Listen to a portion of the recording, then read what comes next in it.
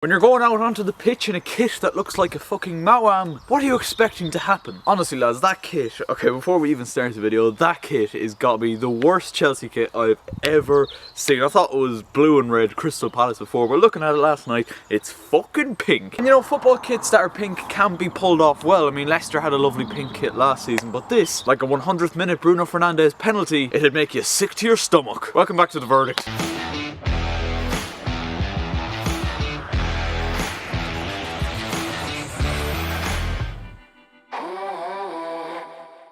Hello guys, how are you getting on? My name's Aaron Kelly, welcome back to another episode of the Premier League Verdict on this sunny Sunday morning. West Bromwich Albion 3, Chelsea 3 at the Hawthorns, and on the face of it, that sounds like an absolutely awful result, and don't get me wrong, it is, especially for a team who've spent as much money as we have. Chelsea, incredibly, found ourselves 3-0 down at half time, and the defending in that first half was some of the worst that I think I've ever seen from a Chelsea defence. We simply capitulated in that first 45 minutes. But before we get into any of the goals, we're going to talk about the team selection. And there's not many times that I go in on Frank Lampard or are disappointed with Frank Lampard or would even criticise Frank Lampard, because obviously, as I've said many times on this channel, childhood hero, you know, one of the, probably the best player Chelsea has ever seen. First decision that I'd have to question, and there probably is a decent, you know, explanation for this, and it was that Edouard Mendy, the new signing, was not even in the squad. Now,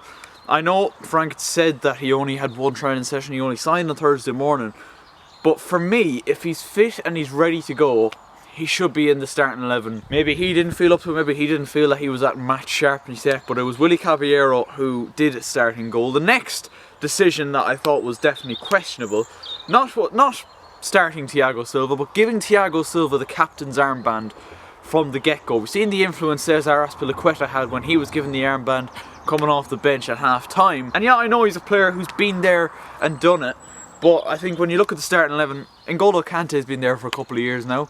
Give the armband to him. I think Azpilicueta probably should have started, and I think Jorginho should have started. Both of them would be, you know, the captain if they were on the pitch. Maybe N'Golo Kante, maybe somebody else. I just don't think giving it to Thiago Silva straight away was the best call, to be perfectly honest. The next decision is at left back, where Marcos Alonso started instead of Ben Chilwell. Ben Chilwell was not even in the squad for Chelsea yesterday, having played in the Carabao Cup against Barnsley during the week. Obviously came on and got an assist for Olivier Giroud's header, the 6th goal. If he was still injured and not fully match fit, then why did Frank play him against Barnsley the other night? Like, I don't really understand that logic. If he was still injured or still holding a knock, why play him against Barnsley? By the time Ben Chilwell came on the other night, Chelsea had the game already won, so why bring him on if he was still not at 100% match fitness? Like, at least try and get him fit for the West Brom game. The final decision I'm going to talk about from Frank was playing Timo Werner out wide. Now, I know Tammy Abraham did well during the week, but I still don't think we should be facilitating him when we have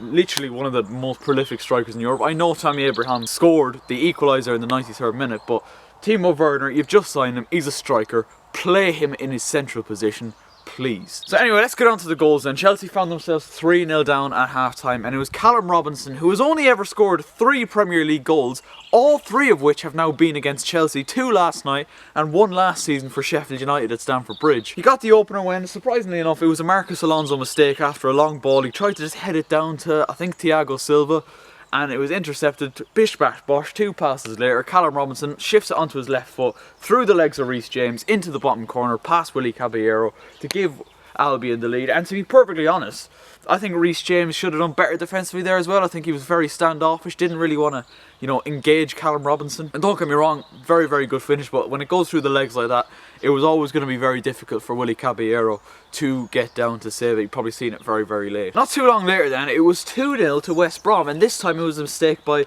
of all people, Thiago fucking Silva. Now, Thiago Silva has been one of the players, probably the biggest player that I've been most looking forward to seeing in a Chelsea jersey, and obviously made a decent impression the other night against Barnsley in the League Cup. He's full on done a Stevie G here, hasn't he, lads? He's taken the eye off the ball. When he goes to put his foot down and sees Robinson is closing him down, the ball is no longer there. Robinson nips it off him, and to be fair to Callum Robinson, it was absolutely clinical from him once again, and I only wish he'd do that in a fucking Ireland shirt now. I swear, I say this in nearly every video, I swear Irish players as soon as they get to club level, just remember how to control their feet once again. But we're not talking about Ireland today, we're talking about Chelsea, and Callum Robinson buried this one with his right foot this time into Caballero's bottom right hand corner to give Albion a 2-goal lead, and not too long after that it was 3-0 when a corner was flicked on by Furlong, and Kyle Bartley is there at the back post completely unmarked to turn it in. And once again Chelsea deciding that zonal marking is the best option when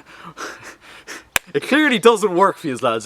How many times have we conceded from set pieces because we've been zonal marking? Like, I don't care if you've got Thiago Silva in your back four now, you've still got to mark up your men. Furlong gets a free header and the whole Chelsea defence is just static, standing. And it's Reece James this time who's fucking asleep, keeping everybody on side. And Bartley tucked it away nicely to make it 3-0 to West Brom. And they were absolutely full value for their lead. And I mean, Chelsea had one or two decent enough chances in the first half. Tammy had a very good chance on his left, and Timo Werner, rocketed a volley off the crossbar. But Albion 3-0 up at half time and full value for it. And it was a little bit of a capitulation in the second half. Yes, Chelsea showed good fight back, and we got 3 goals. The first was a decent strike from outside the box from Mason Mount. The second was from the substitute Hudson-Odoi himself, and Cesar Azpilicueta came on at half time. Hudson-Odoi's goal was a lovely little link up between himself and Kai Havertz and a really good finish.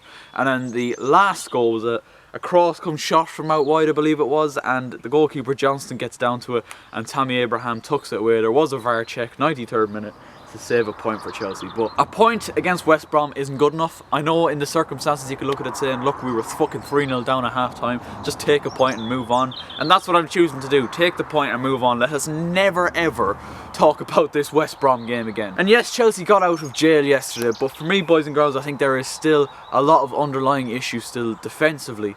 Like Thiago Silva was definitely worrying yesterday, obviously came off for, I think it was Olivier Giroud, for, Chelsea, to give Chelsea an extra option up top. Defensively yesterday, it was just so poor, and it was just, it was nearly a carbon copy of some of the goals that we've seen Chelsea concede last season. Just very, very cheap in possession, positionally, not an awful lot of communication, and overall, like, especially for that third goal, the Kyle Bartley one, defensively, and there was no communication from that back line. Reece James is just hanging back. Everyone is just static. It was so poor. For a team that is spent as much money as Chelsea did in the summer transfer window, what we seen yesterday was straight up just not acceptable. Like, I will not accept the kind of defensive errors that we seen yesterday. The biggest thing for me, I'd love to see Timo Werner start scoring a couple of goals, lads. I think yesterday, the fact that he didn't score a goal wasn't actually his fault, because Frank played him out wide, and please, Frank, please, I know you ain't gonna be watching a Premier League verdict Aaron Kelly video, but what I will say, if anyone is seeing this, please play Timo Werner as a fucking striker, because that's his position, and that's how he's become one of the most prolific, clinical strikers in European football. And I know Tammy Abraham, with his performance against Barnsley during the week, probably warranted a shout for the starting 11 yesterday, but when you have Timo Werner in there, don't facilitate for others. Play him up top. We've seen when he did play up top, the one goal where he actually has played up top, or the one game where he has played up top, was the game against Brighton, the opening game of the season, and that's the game where he's actually looked the most threatening. Obviously won the penalty, which Jorginho dispatched on the opening day. And overall, Werner was just all over the place, causing Brighton all kinds of problems. When he was playing in a central position, he had the licence to drop back, to flow out wide. There was times where Frank had him just out on the left yesterday, or just out on the right. Play him up in the middle and give him that freedom to roam, and play Havertz just in behind him. Like that just seems like the most logical thing to do. And please,